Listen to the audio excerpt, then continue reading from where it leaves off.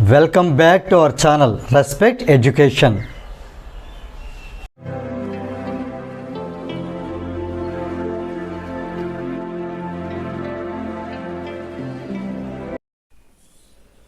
ఈ వీడియోలో మనం ఎక్సర్సైజ్ 1Aలో క్వశ్చన్ నెంబర్ 4 ఎలా సాల్వ్ చేయాలో నేర్చుకోబోతున్నాం.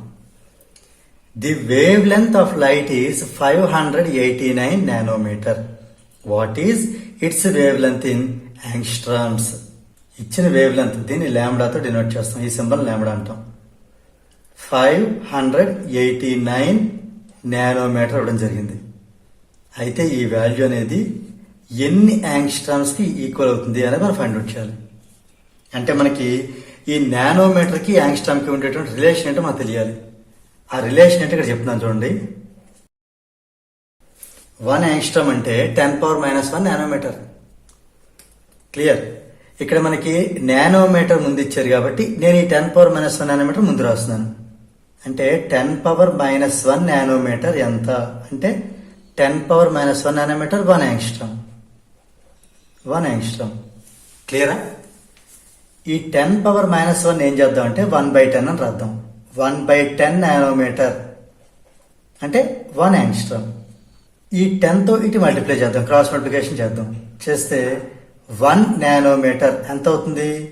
ఈ 10 వెళ్ళి 1 మల్టిప్లై చేస్తుంది అంటే 10 యాంగ్స్ట్రామ్స్ అవుతుంది. ఓకేనా? అయితే ఇక్కడ మనకి అబ్జర్వ్ చేయండి.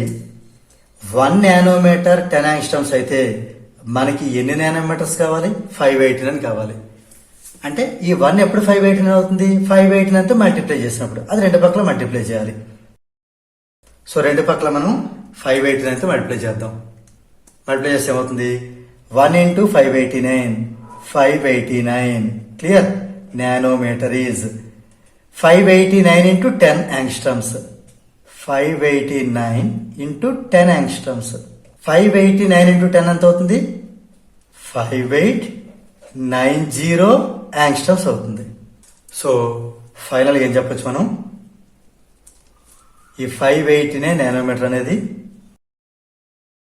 5890 యాంగ్స్ట్రామ్స్ కి ఈక్వల్. దీంతో మనకి క్వశ్చన్ నెంబర్ 4 అనేది కంప్లీట్ అయింది. If you feel this video is helpful to you, please like, share and subscribe our channel. And please do not forget to press the bell button so that you will get the notifications from our channel. Thank you very much.